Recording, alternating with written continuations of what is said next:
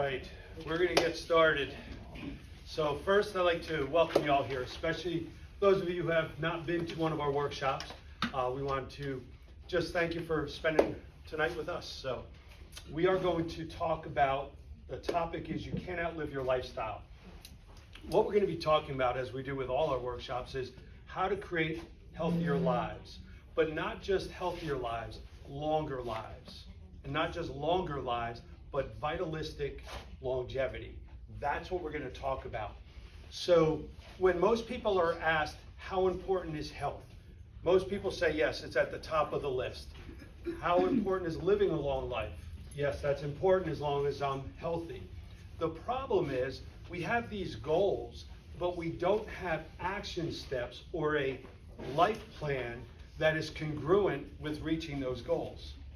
And some people decide when they have a crisis, okay, I need to regroup. I picked this picture intentionally because right away it jumped out that there were two different types of paths that we can take on this road. One is very clear of obstacles. Maybe there's ups and downs, lefts and rights, but no major obstacles. The right side, though, has a lot of potholes and cracks. There's shade, there's light, a lot of different obstacles. Now, some people go through life traveling on the right side of the road. And once they hit that first obstacle, they say, okay, I need to regroup here. I don't want to continue on this path because I see where I'm going. And they jump to the left side. And that's what we want to do tonight. Show you how you can redirect to the left side.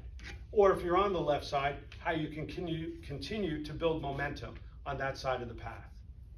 So what we're going to do is start talking about vitalistic longevity. The potential to live longer lives with energy, mobility, clarity, and resilience. I underline resilience because that's a very important part of this definition. Now, I've used resilience and being resilient many times during the course of my life, but I wanted to get a definition so we can clearly understand what that means.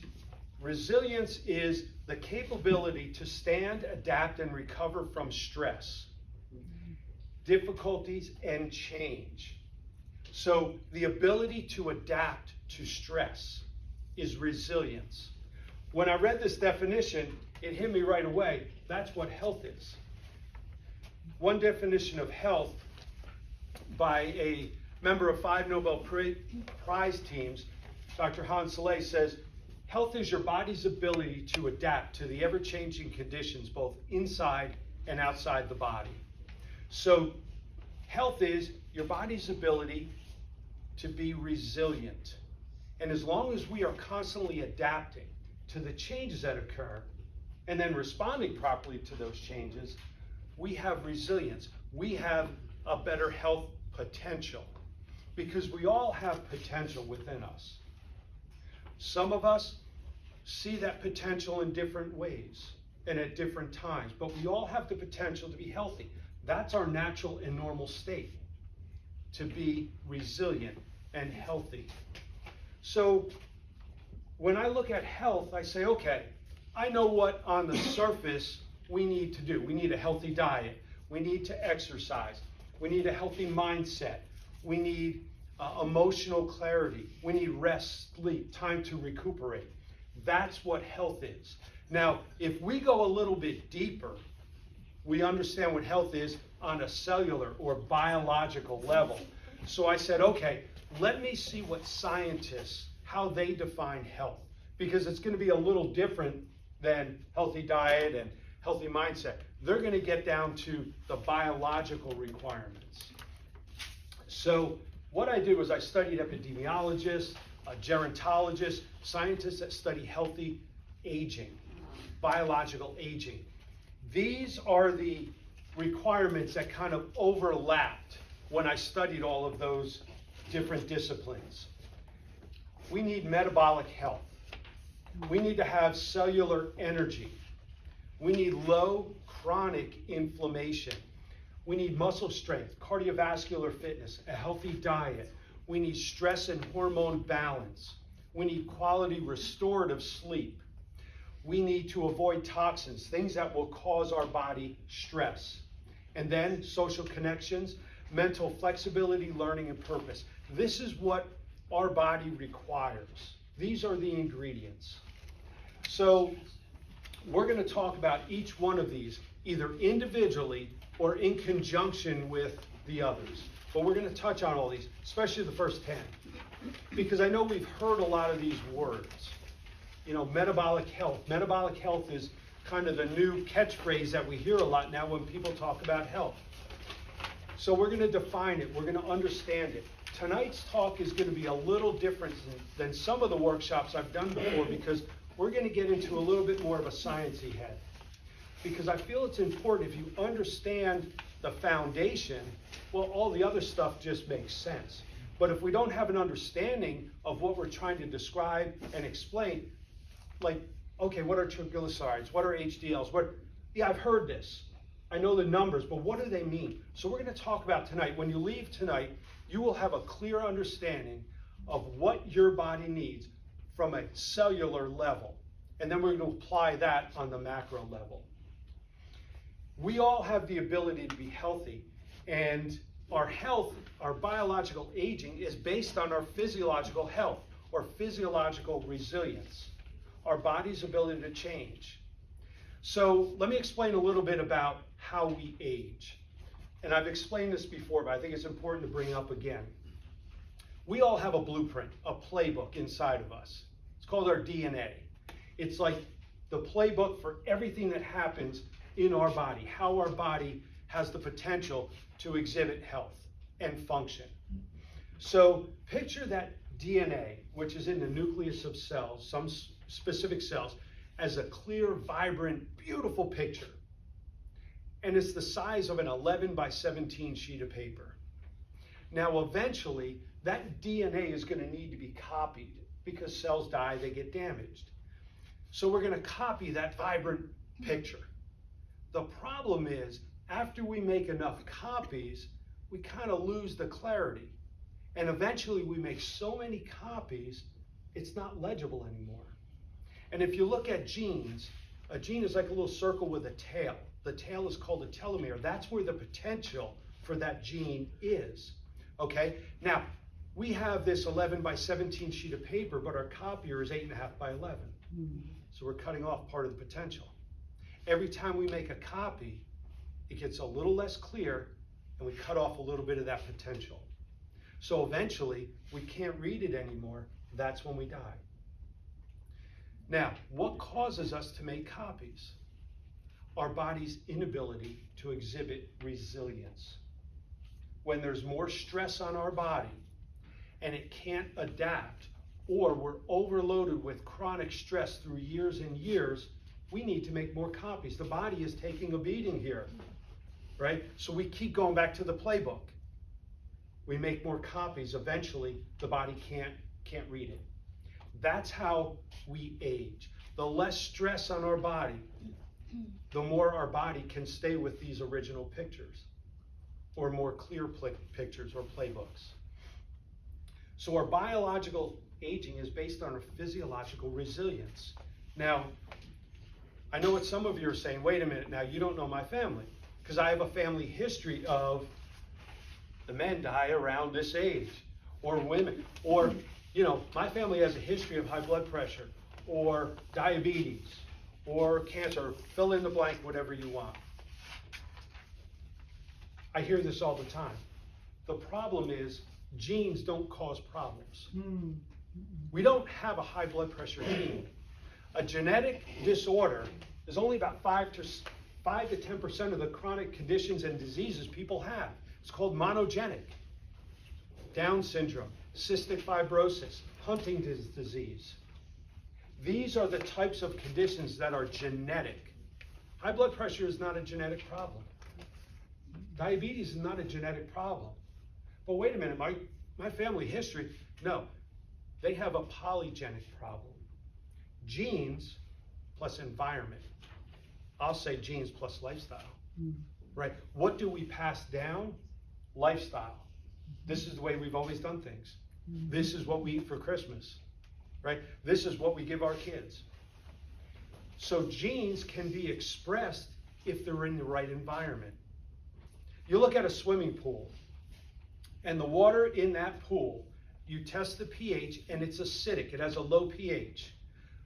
pH goes from 7 to 14, 0 to 14, 7 is neutral. So it's below 7, it's acidic. That is the right environment for that water to live where algae can be produced. But now we change the pH, we raise the pH to be alkaline. It's not the right environment for algae. Algae disappears. Now in our body, we have a pH. We get colds and sickness when we're acidic. But we don't grow algae. We grow viruses, bacteria, cancer. So if our body's physiology changes and the environment changes within us, we oxygenate our cells and tissues, because when we're acidic, we're anaerobic. That's when cancer thrives. That's when viruses thrive. But you increase the alkalinity, you oxygenate your cells and tissues, they can't survive. You change the environment. You take two twins who they are identical genetically, but they live different lifestyles. Healthy, exercises, eats a healthy diet, healthy connections socially. This twin lives the opposite, very unhealthy, doesn't exercise, always gray clouds and bad moods. They are genetically the same. This twin is going to be on the left side of the road with a greater chance of less obstacles. This twin is going to hit more potholes because the genes are in the environment to express disease and illness. These genes are not. Because I hear it all the time. Well, my family. And when we understand that there are very specific conditions that are genetic, but we do pass down lifestyles. So if we can understand how to create a healthy environment, a healthy lifestyle, even if you have different conditions, you can change course. And that's what we're going to talk about tonight. We're going to talk about first metabolic health. See, we all have the ability to live to 120, 150 years old. Biologically, our biological limits are about 120, 150, based on what science knows now. Maybe in 10 years, it'll be at 125 to 160. But why is it the average lifespan is 76.4 years? We're not living anywhere near our potential. So let's talk about how we can increase that. Metabolic health is the first thing on that list. Metabolic health is how well the body carries out the chemical processes that keep you alive and functioning. I separated the definition in two parts because I just want to talk about that first part. The chemical processes that keep you alive and functioning. Metabolic health, whatever it is, must be pretty important, right? Especially related to energy, blood sugar regulation, fat processing, and inflammation. So metabolic health, I think we need to know about this. It is the #1 predictor of healthy aging, metabolic health. And it is the #1 contributing factor in chronic disease and all the top causes of death. Do we hear about metabolic health? Do we learn about that? No. Let's eat well, let's exercise. I think that's good. That's a wrap, right? We're going to get into the science because metabolic health is crucial to understand. There are 6 boxes we need to check when talking about metabolic health. We need to make sure our blood glucose levels are below 100. Triglyceride levels are below 150. Blood pressure is 135 to 85 or less. HDL cholesterol is above 40. Waist circumference for women, 35 inches or less, men 40 inches or less, and taking no medication. If you can check 3 of these, you're considered metabolically healthy. If you can't, you're considered to be metabolically unhealthy. Now, what does that mean again? 88% of U.S. adults are not metabolically healthy. Their bodies are not able to carry out the chemical process that keep them alive and functioning at an optimal level. Only 12% are functioning in a high level. That's important. we need to maximize our metabolic health. Whatever that is, how we do it, let's talk about it. Because what you require to be metabolically healthy, cellular energy, low-grade chronic inflammation, muscle strength, cardiovascular fitness, a healthy diet, restorative sleep, stress and hormone balance, quality diet, avoid toxins. The same things scientists said we need to be healthy. That's how important metabolic health is. Has the same requirements. Now, metabolic health is a contributor with conditions like this. Now let's look at this list compared to the top causes of death, same list. So we need to understand metabolic health. Metabolic health is driven by our lifestyle. What are some of the lifestyle contributing factors to metabolic dysfunction? A big thing is our diet, because the biggest part of metabolic health is cellular energy. What we feed our body feeds our cells. This is a list of some of the contributing factors for metabolic dysfunction. GMO foods, dairy, alcohol, seed oils, fried foods, refined carbohydrates, sugary snacks, excess calories, processed and ultra-processed foods, energy sugar drinks, conventional animal products, saturated fat, and sedentary lifestyles. Now we're going to go through this and explain these lists. But I want you to understand that what your body needs. See, we look at conditions like cancer over here, diabetes over here, high blood pressure is here, Alzheimer's is here. So we go to specialists that treat this. What about the other stuff? No, you go to another specialist. The body communicates. All these specialists don't. And what's important to understand is they have common causative factors. They have common elements that affect all of them. This is a list of a lot of them. We're going to talk about it and show you how they all link up. Why is it that for the last 50 years, cancer and heart disease, number 1 and 2, those numbers aren't decreasing, they're increasing. Now we're adding to the list, like diabetes and Alzheimer's, but the numbers are increasing. See, if you understand how the body works, it doesn't work better for high blood pressure. This doesn't work better for cancer. This doesn't work better for diabetes. What works better for one organ, one part of the body works better for the whole thing. And if you get the whole thing working better, they all communicate and rely on each other. They're not living separately. They're living together. So that's what we're going to be talking about tonight. Now, one of the biggest contributing factors in metabolic health is insulin. We hear a lot about insulin resistance. We hear a lot about sugar. We're going to help you understand why it's important to understand this.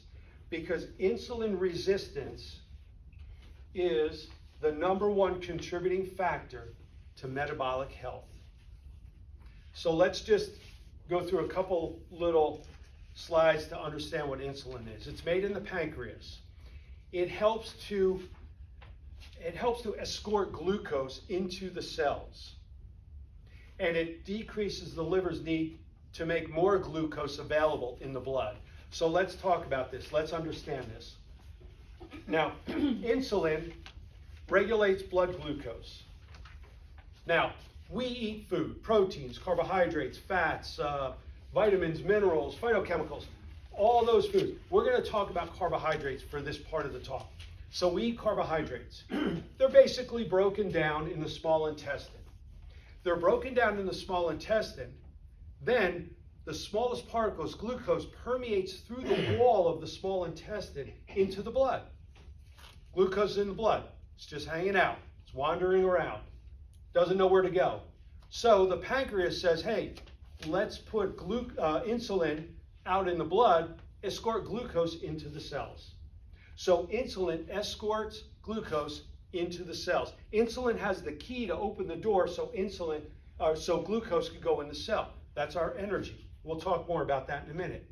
Now, we use glucose for energy, or we transform it into energy.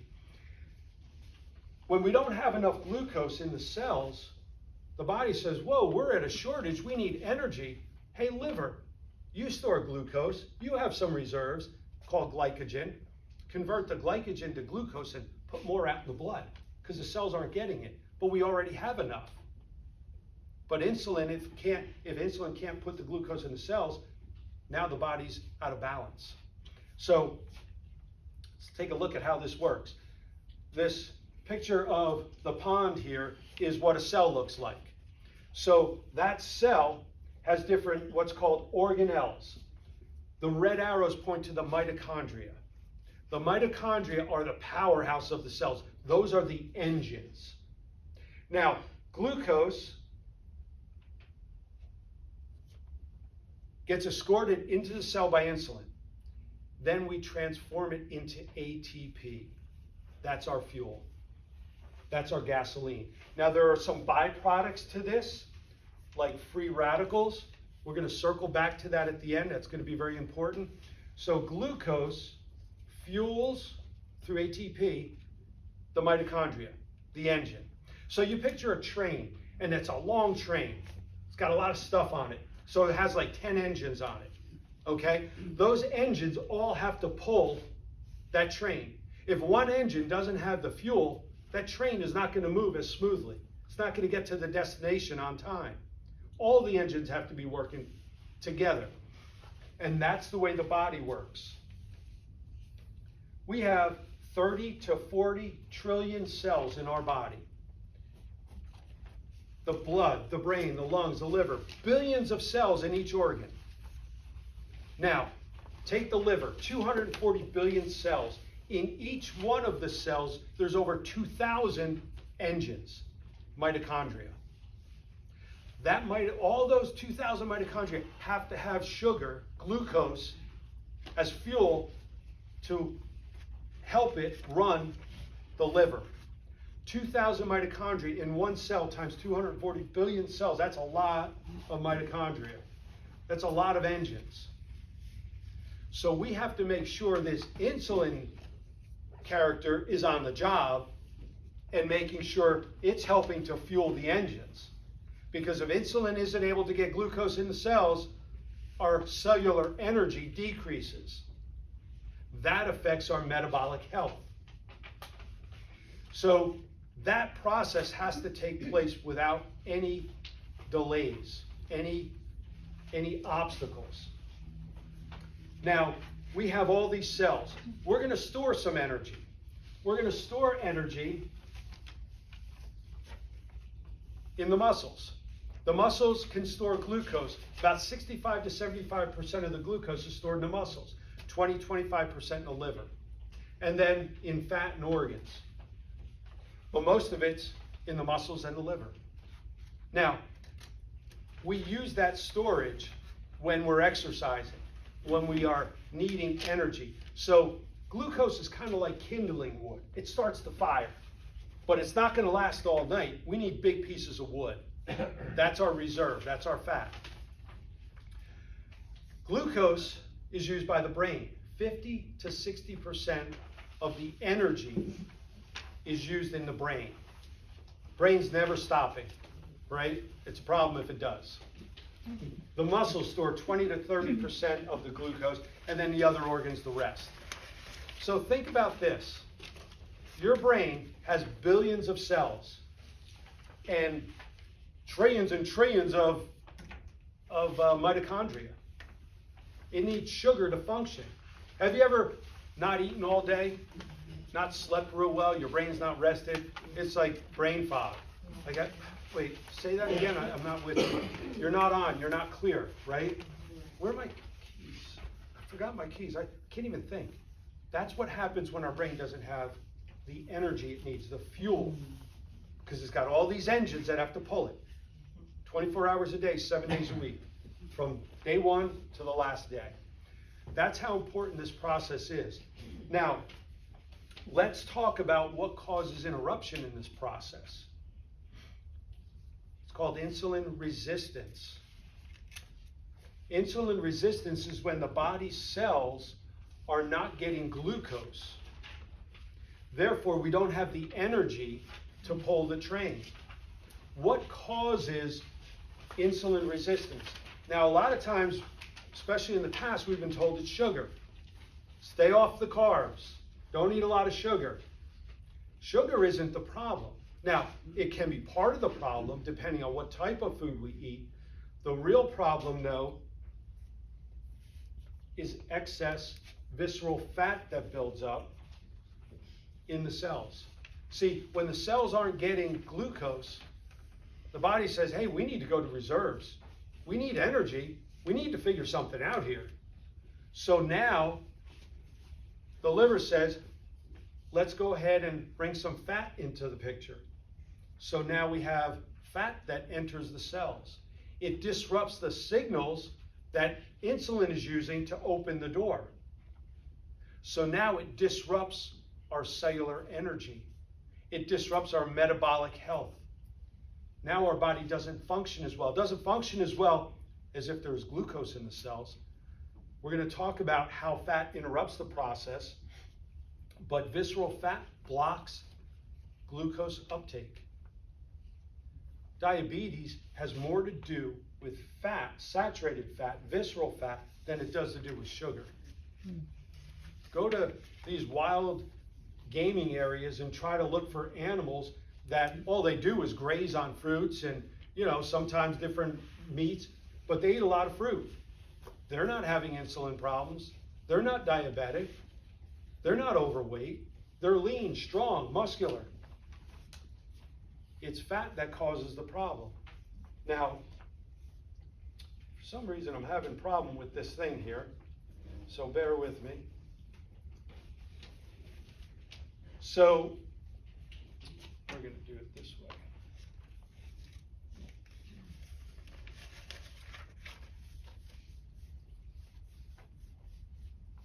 There we go.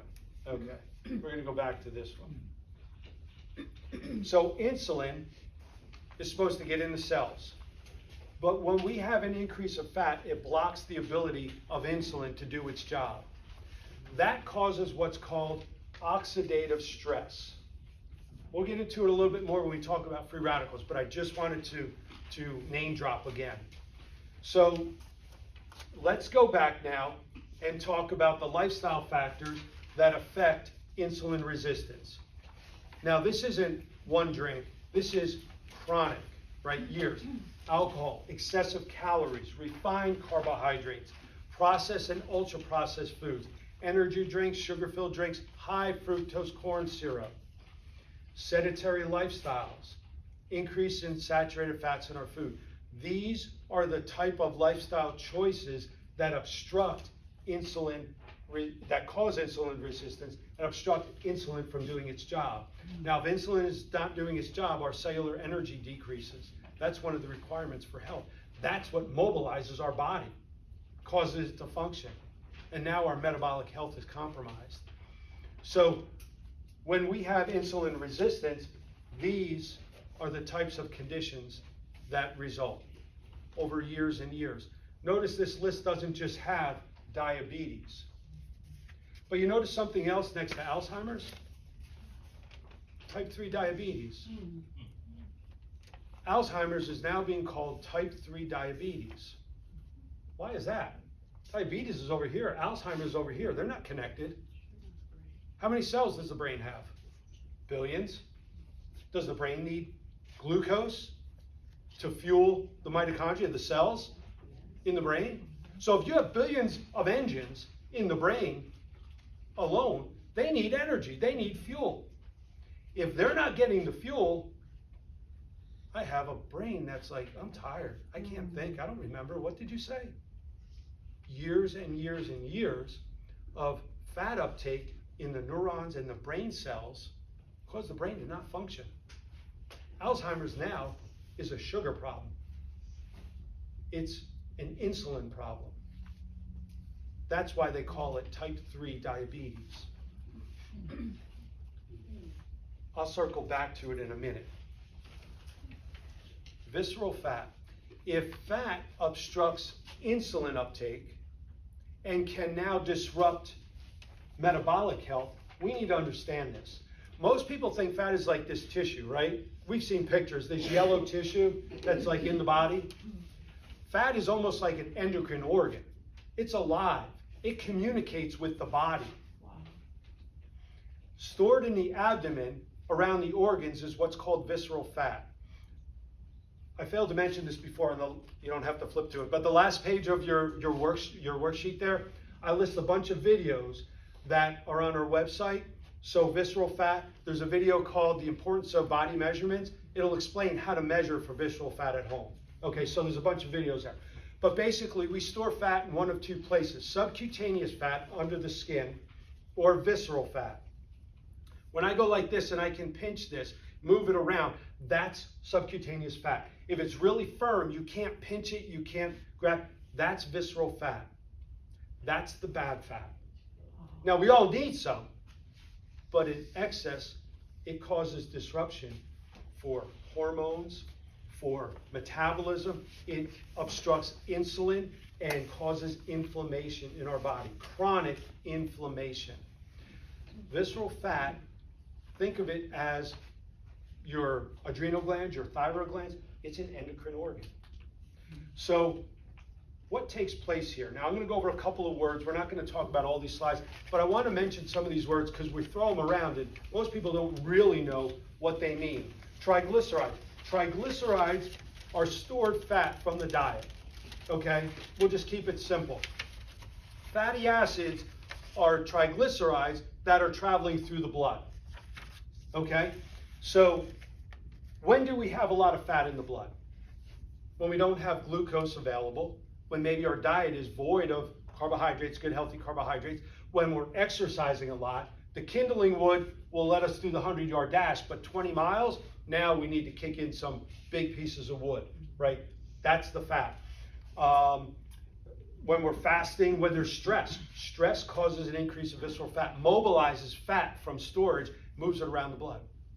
It causes the liver to manufacture it. Lipoproteins, we hear like LDLs, HDLs. Think of this.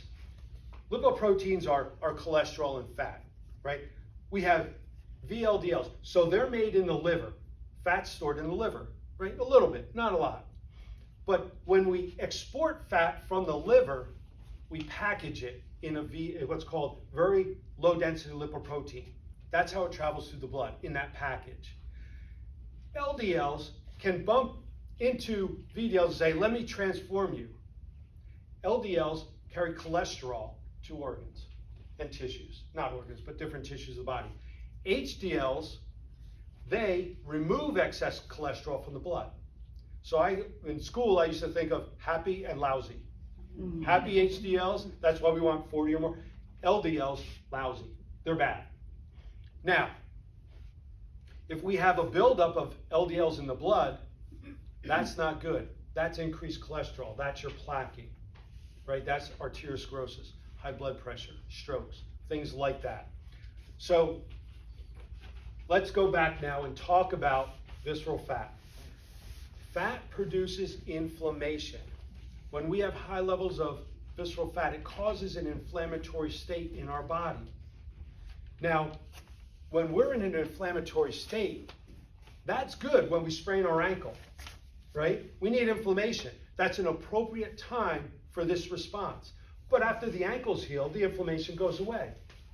But now we live with chronic inflammation because we live with chronic stress. Stress is supposed to be a short-term deal, right? You date stress, you don't marry stress. Yeah, not here. Anyway, but stress, right, causes inflammation. Visceral fat, excess visceral fat, causes inflammation. Now, the body says we're in an inflammatory state. Let's let everybody know.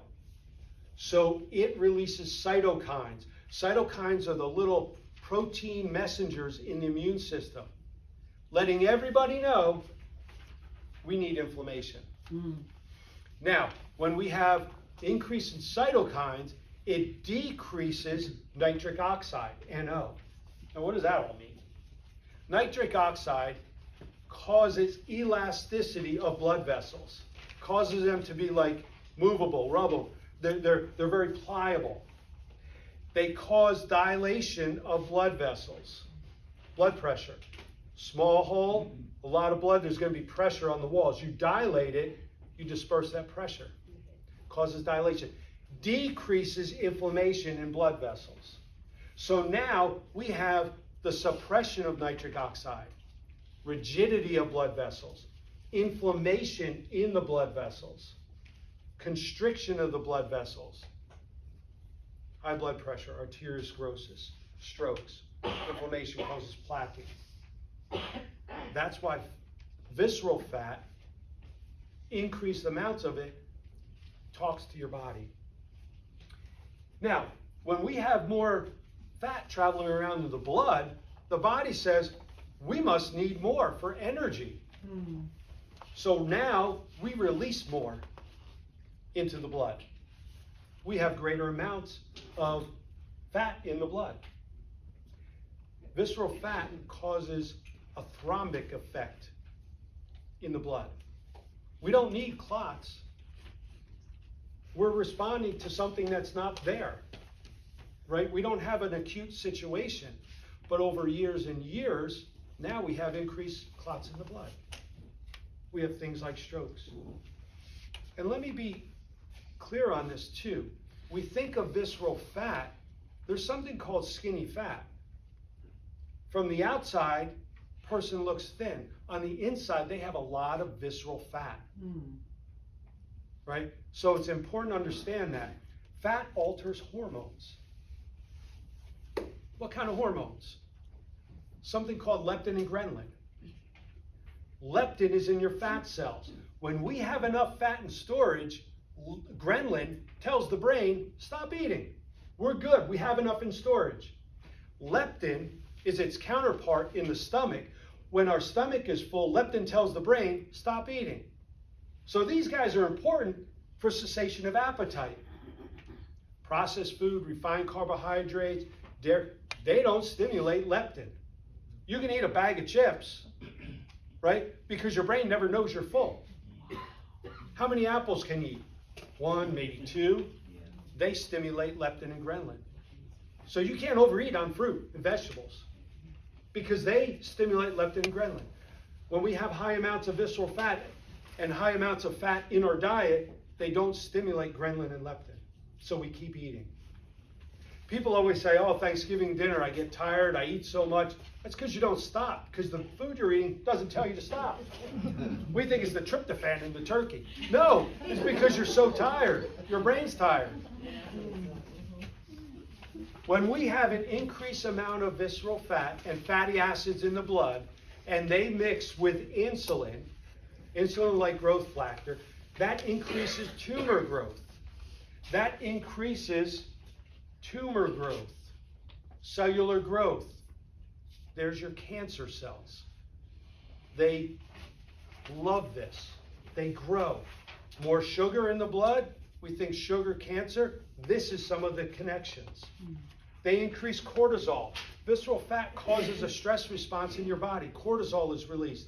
Right away, when cortisol is released, we go into an inflammatory state. Causes fatty liver. In the abdomen, we find visceral fat. The veins in the visceral fat drain into the portal vein, which drains into the liver. Now we have an overabundance of fat in the liver. Have you ever heard of fatty liver disease? Yeah. There you go. Right? Non-alcoholic fatty liver disease. But that also causes disruption in how the liver and the pancreas are playing around with insulin and glucose. The more fatty acid in organs, the more it disrupts your mitochondrial function. Now, certain organs like the brain and the heart use fat for functioning when we're sleeping because we're not eating. So fat is good, but excessive amounts is not. These are some of the lifestyle choices that people make that cause an increase in visceral fat. Notice this list is kind of repetitive. That's because the body, what it needs to be healthy for your heart and your liver is the same thing for your stomach and your intestines.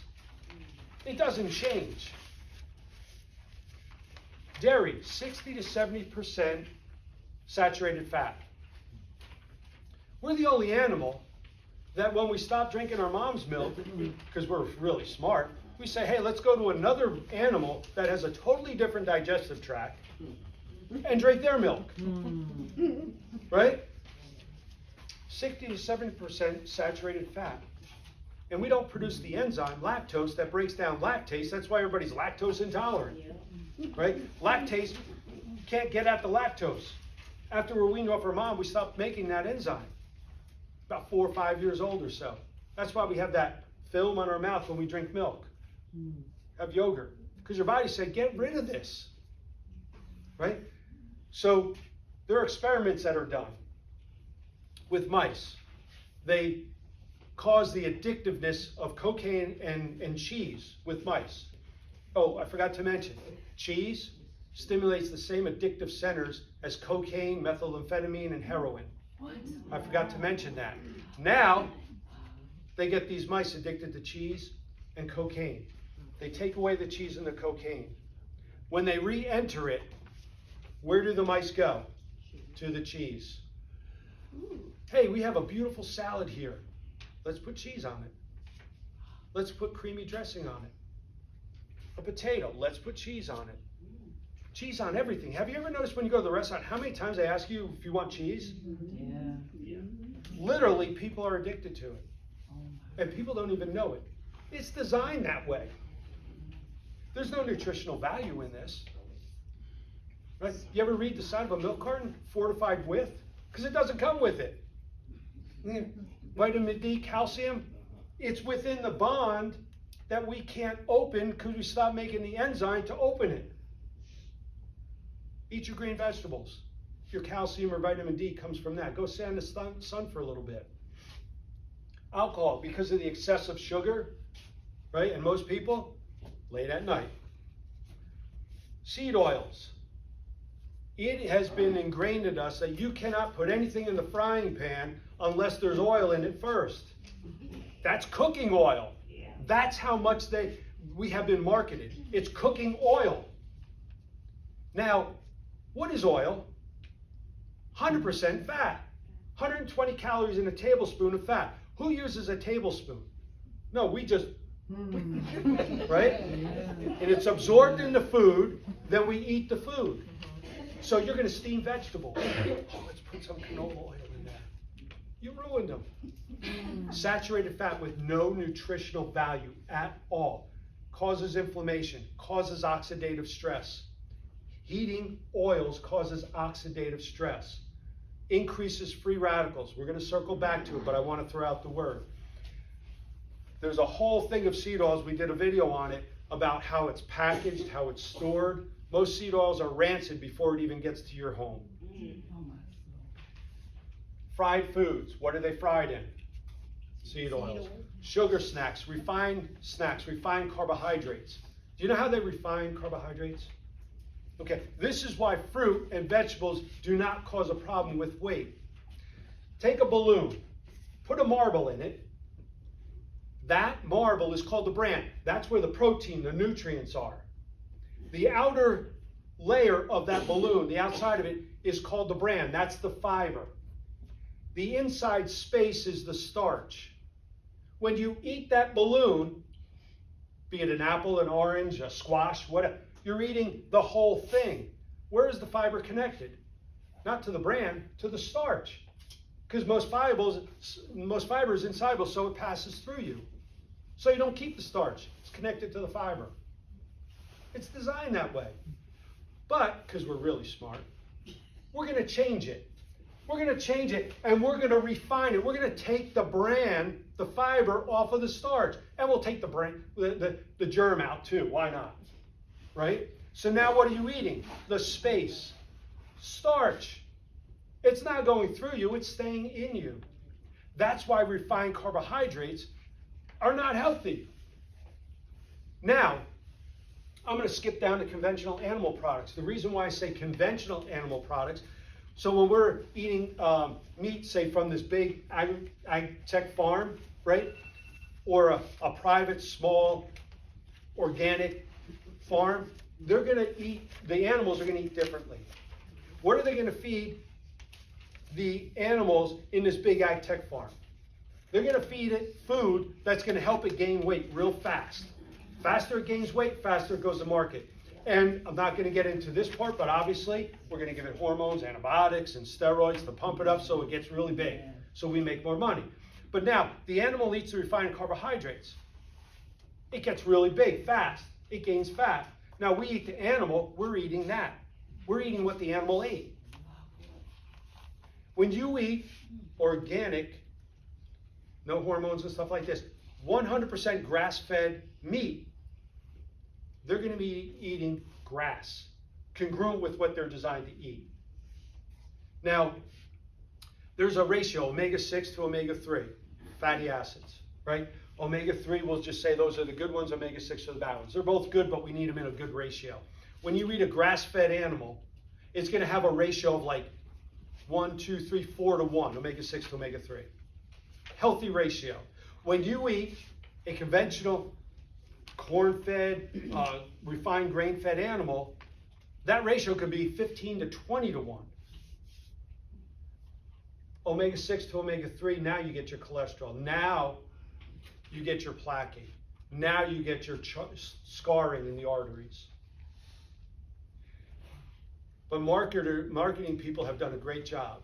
Grass-fed, pasture-raised, free range means nothing. Means nothing. Grass-fed means, here's a blade of grass. 100% grass-fed means that's all that animal ate.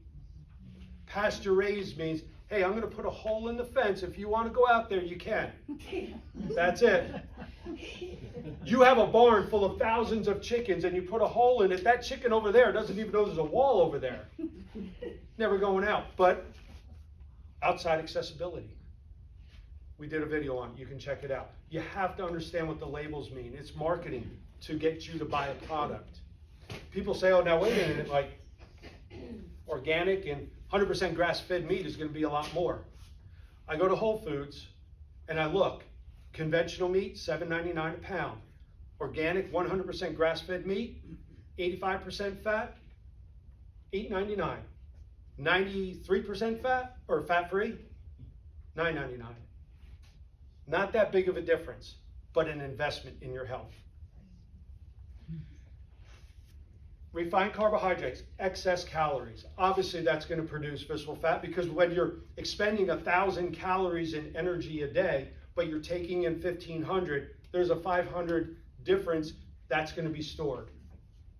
But if you're taking in 1,000 calories and you're expending 1,200 calories, now you have a deficit, right? Now you lose weight. We'll talk about it in a little bit.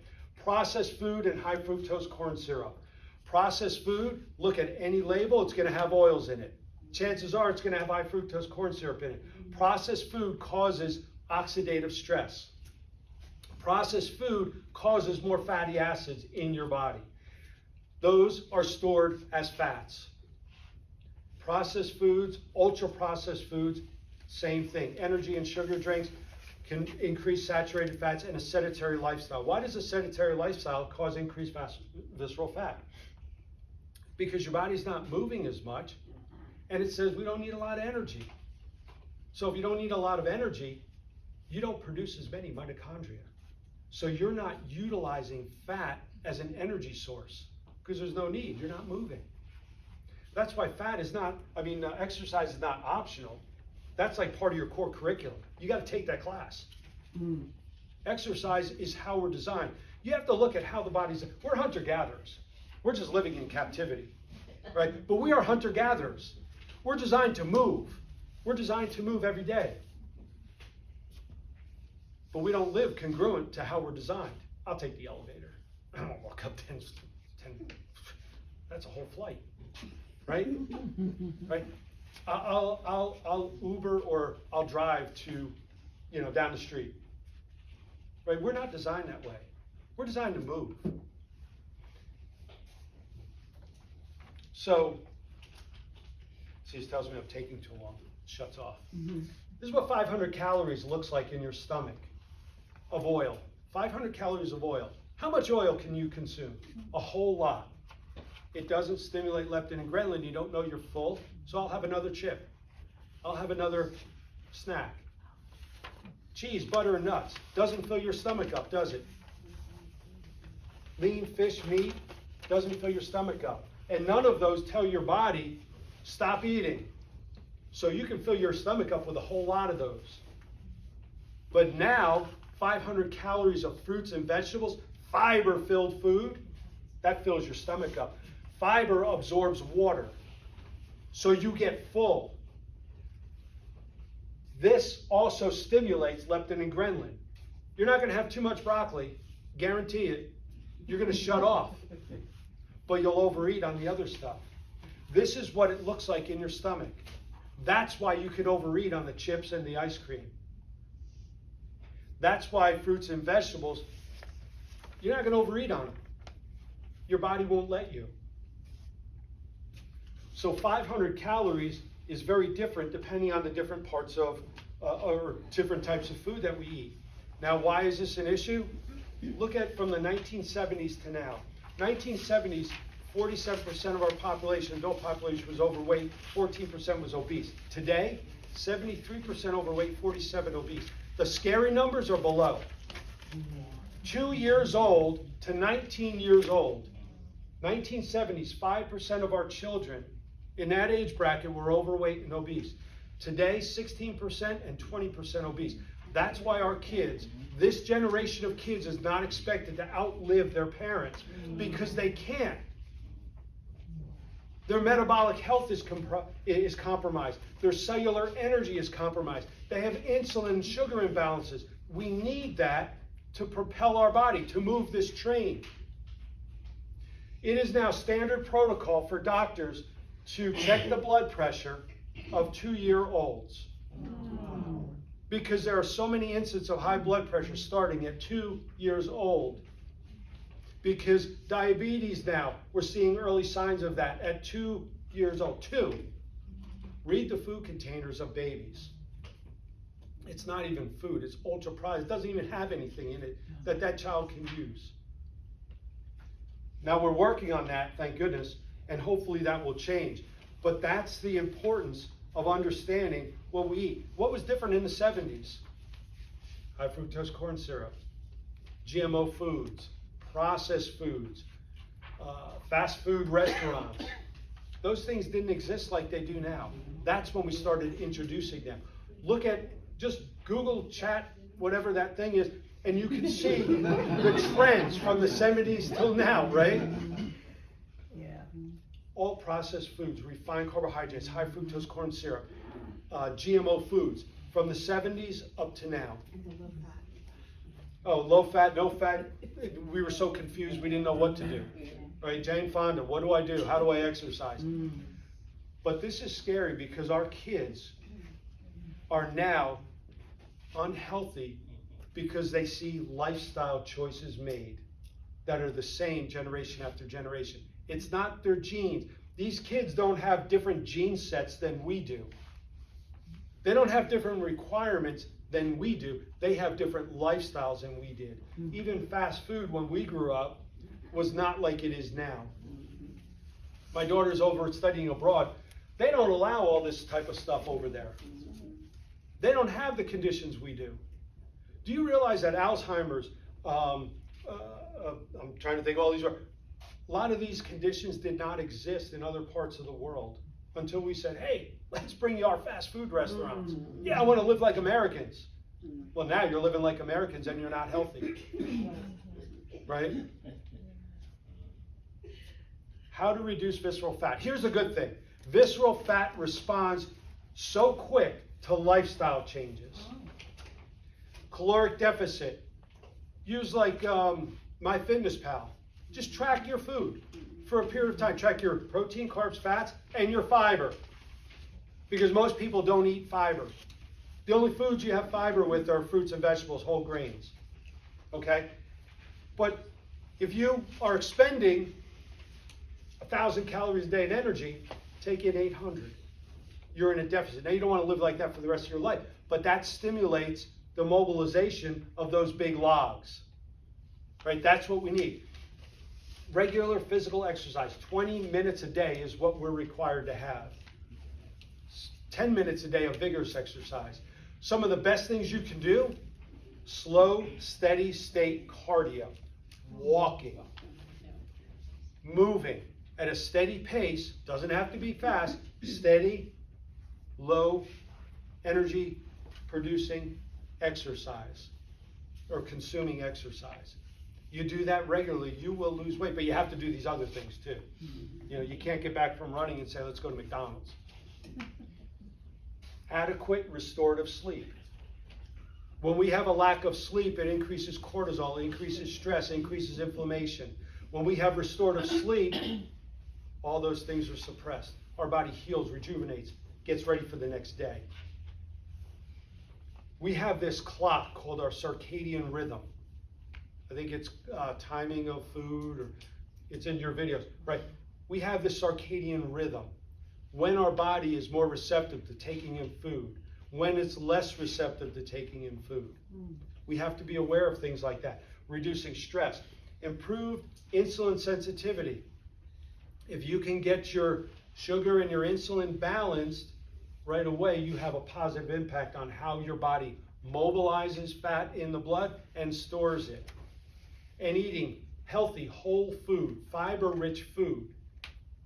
It's going to tell your body to stop eating. It's going to fill you up. It's going to take longer to digest and break down, so you work harder, expend more calories, and you're not hungry as fast. Free radicals. Let's talk about this real quick before we wrap up. Now, free radicals are unstable molecules or atoms that have an unpaired electron that can damage other molecules. What does that mean? All right, since we've been here for a little while, I'll lighten it up.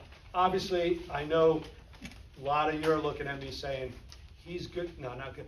He's really good looking. She just winked at me, by the way. Right?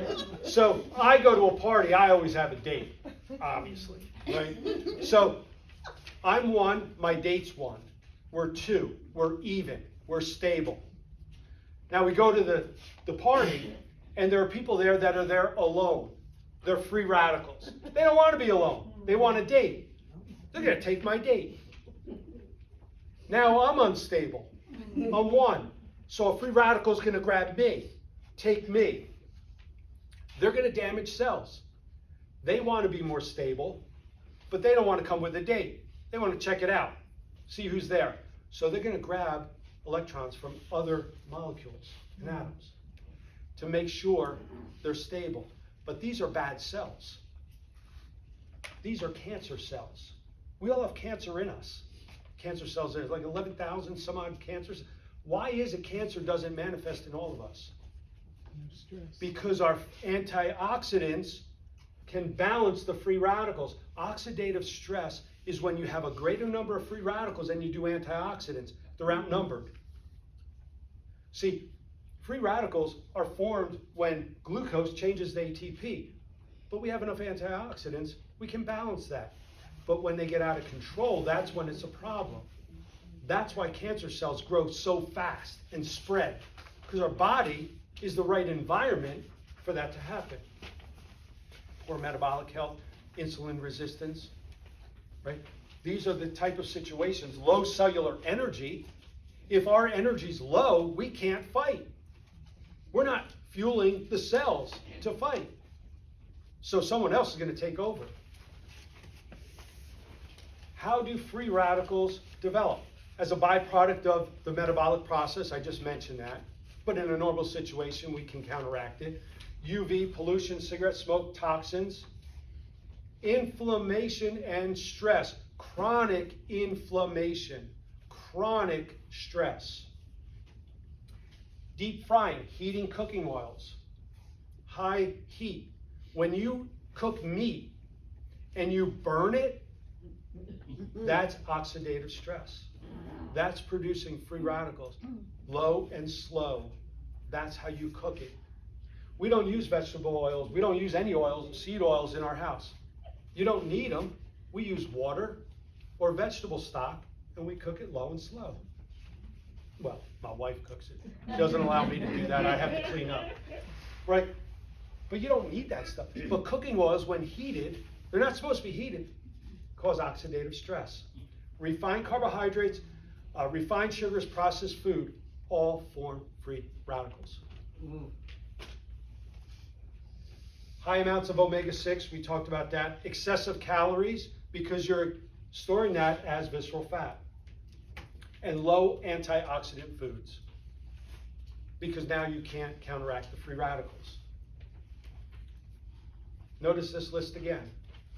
What our body needs is consistent for no matter what the condition, or preventing what condition. Health is universal for all of us in what we need to produce it. These are the types of foods and lifestyle choices that interrupt that process chronically. You have a chip or you have a yogurt, it's not going to cause that today. But if that's what you're eating consistently, these are the results. It's not like maybe, it is. Well, I'll talk about it later. But if we can produce better metabolic health, increase our cellular energy, decrease chronic inflammation, produce strong muscles, increase cardiovascular fitness, create a healthy diet, have stress and hormone balance, have quality restorative sleep, and decrease the things our body doesn't need, the toxins, now we produce better overall biological aging and increase our resilience. That's how we produce health. It's nothing magical. It's just consistency. No matter where you are on the road, you can change lanes. Your cells are constantly being replaced by other cells. But if you're feeding your body refined carbohydrates and processed food, that food is what creates new cells. I always say, you eat a bag of chips, you're going to develop a chip brain. That's the reality of it. You have apples, you're going to break those apples down, create new cells for your brain, you have an apple brain. That's how your body builds itself. What you give it is the only thing it has to work with. You have a choice. And these are the results. But watch this. How many years have we been fighting these conditions? How many years and how much money have we raised? Watch this. 90% of heart disease is preventable through healthy diet, regular exercise, and not smoking. 90%. Do we spend money on teaching people this? 90 to 95% of all cancers have their roots in environment and lifestyle. These are the first two causes of death. 90% of type 2 diabetes cases are attributed to lifestyle and modifiable factors. What factors? Move and eat well. It's simple. 90 to 90% plus of these conditions are based on lifestyle. You have genes that can be expressed. How you express them depends on the environment you place them in. It's not because your grandmother and your grandfather and your aunt and uncle all have it. It's because we live similar lifestyles.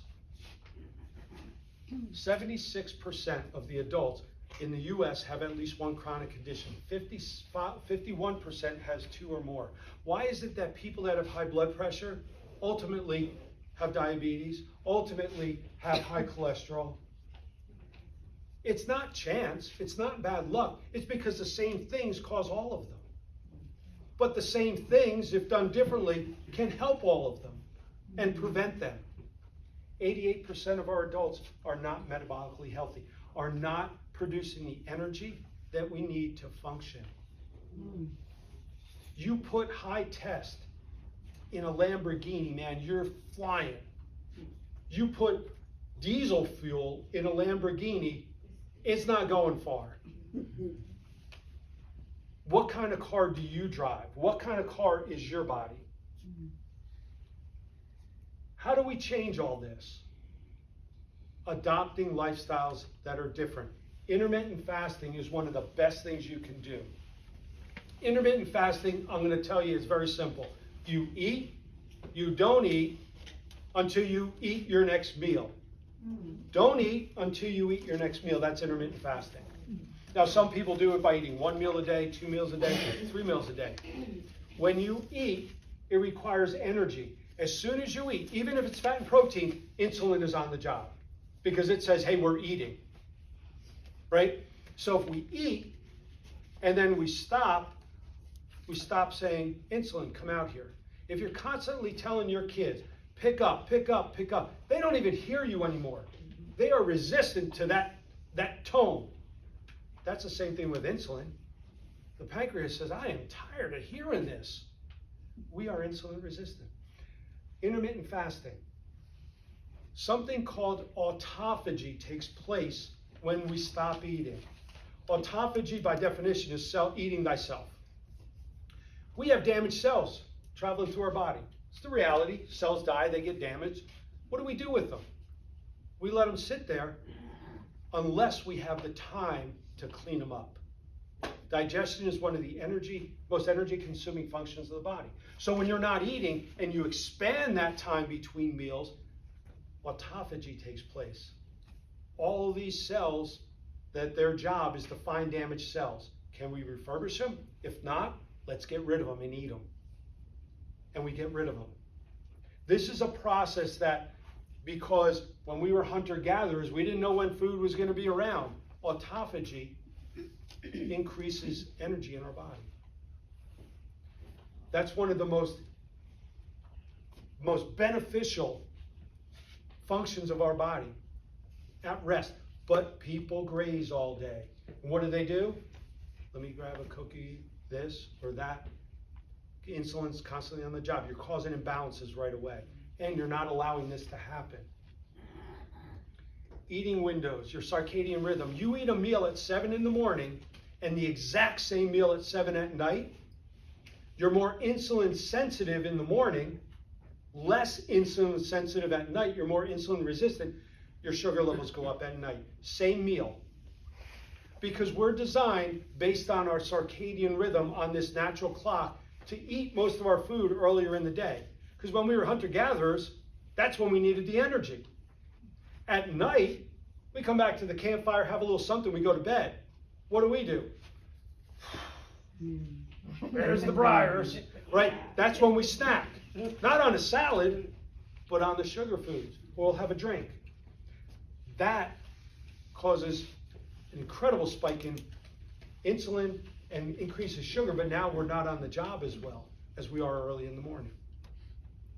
So your circadian rhythm, most of your food, like fruits and all, earlier in the day, less in the evening. Vegetables, early in the day into the evening. You eat fiber-filled foods, it's also going to satisfy you for a longer period of time. Increasing fiber foods. Fruits, vegetables, seeds, nuts, legumes, whole grains. These are the foods that bring about health. Restore your gut. I have a gut feeling. My gut tells me. Your brain, your second brain is your gut. That's why we say that. About 80% of your immune system is in your gut. If you're feeding your gut with chips, cookies, and soda, that's the health of your immune system. That's your second brain. More neurons in the gut than the brain. But if you're feeding it healthy, fiber-filled foods, because the bacteria in your stomach, in your GI tract, feeds on fiber. They form short-chain fatty acids, or they feed, I won't get all technical, I was going to jump into something, but they feed on the fiber. That's what they need to survive.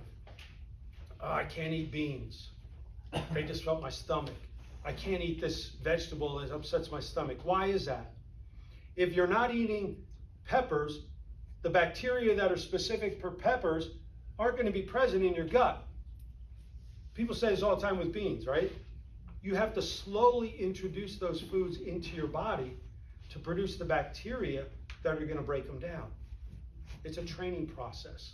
It's like a baby. You don't give it a whole carrot, you do a little bit the next day. You slowly get them accustomed to eating it so they start growing the bacteria to break it down. It's the same thing for us. Daily exercise. When you exercise, you need more energy. The more you exercise, the longer and more frequent, Your body needs more energy. It needs more trains to pull this engine, or more engines to pull the train. So you produce more mitochondria. You become a fat-burning machine. You become an insulin, mastermind. How do I do all this? Because your body becomes very used to it. It's a pattern. So the more exercise you perform, the more efficient your body is at producing better cellular energy. If you're not producing good cellular energy, those bad things are going to happen. And obviously decreasing stress. Stress increases cortisol, increases inflammation, decreases immune function. You decrease stress, you increase all the good chemicals, you put an upswing to your immune system, you decrease inflammation, your body functions better. These are the types of foods, antioxidants, that help to counteract free radicals. These are the types of foods that fuel your body. There's a sheet at the end. It has a list of foods. It's the Andes chart, aggregate nutritional density of foods. It has 3 columns. The column so they rate the nutritional density of foods. How much nutrients does this food have in it? Fruits and vegetables are nutritionally dense. They have a lot of nutrients. They don't have a lot of calories. A bag of chips will have a lot of calories, but very little nutritional density. They are calorically dense. That list on the left has all the highest density foods. Make sure they're in your diet every meal, or at least every day. The middle one, halfway down, it starts changing. The one on the right, you see what the nutritional density of chips and soda is. 0, 1, 2. It's not providing you with nutrition. It's an ultra-processed food. It has no nutrition in it. It has nothing that resembles food. That's what ultra-processed is. It has no real food in it. Right? So look at those lists. Use those lists as a guide. And the videos that we have in there, take a look at those. That'll give you some more explanation. They're 5-minute videos. They won't put you to sleep. Right? 5 minutes and you're good. But here's the thing. We all start with a potential. A potential that has one thing in mind: thrive. Thrive. Vibrant longevity. That's how we are designed. But not everyone manifests that because of the environment that we place ourselves in and put in our bodies. Doesn't matter where you are, you can change where you are and you rebuild your body. The new cells and tissues that are going to develop them in a healthy way, and you'll move more towards your inborn natural potential to be more resilient and vibrant. It's a choice, and it's consistency, right? My wife has trained me. It's not day one. I was perfect. She didn't think so. She trained me, and now, obviously, I'm perfect, right? I was before. But anyway, in her mind, but it takes time, and it takes consistency. You fall off the wagon, you have a cupcake at Thanksgiving, no big deal, right? Don't throw in the flat. But then you jump back on the wagon and say, okay, I'm ready to roll. Make small changes. The best way to change, don't take everything out. Don't say, all right, everything's gone. No, start putting good things in, and that will push the bad things out. Just get up and move. Tomorrow I'm going to walk. Oh, it's rainy, it's cold. Go to the mall, go to a store. Go outside in the rain. You do it one time, and you start to create a pattern. You make one excuse on one day, it's easy the next time to make the same excuse. Your brain starts to develop an excuse. But if you have consistency, now you put together a lifestyle. You put together enough of those days, years and months, or months and years, right? Now you create different expectations for your life. You develop physiological resilience. Biological aging says that we can live 120, 150 years old. So live more of your potential. Maybe it's 100 years old, maybe it's 98, but the quality of those years is also important. People, I had this conversation with my son, and believe me, they have been inundated with these messages since they were born. He says, Dad, I don't understand why healthy people get sick. Why do healthy people all of a sudden have heart disease or strokes or this or that? I said, Matthew, you have to understand. They didn't know they weren't healthy. They didn't know what was happening inside. Right? Nobody does things to counterbalance health. We don't do things to sabotage health, but we don't know what we don't know. And you don't know what you don't feel. We use how we feel as a gauge. I feel good, I guess I'm good. But you don't know what's happening inside. So use this information as a catalyst. You're not going to remember all of it. You have some notes there.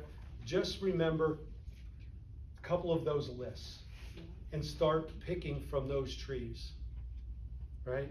Anything that's alive that you pick off a tree, out of a water, flies by you, runs by you, it has life in it. More so the fruits and vegetables and all, but you're putting life in your body. That's the body you're going to have. You put things that don't have life that come out of a bag or a box, you're not putting life in your body. Energy begets energy. Put energy in, you get energy out. I've already gone over 15 minutes, so I'm going to cut myself off because I'll keep going. I appreciate you all being here. I do appreciate you taking time out of your night to be here. I would like you to do two things for me. If you have questions, I'll stay, ask me. If you have any ideas that are interesting for you, things you want to learn about, shoot me an email, write a note, whatever. Let me know what you would like to hear. Because I love doing these talks, but I don't know what your interests are. And I'd like to give you more of what you're interested in. So I hope you find this helpful. Share with other people. Let other people know everybody's welcome. I thank you. Have a good night. Thank you. Be well.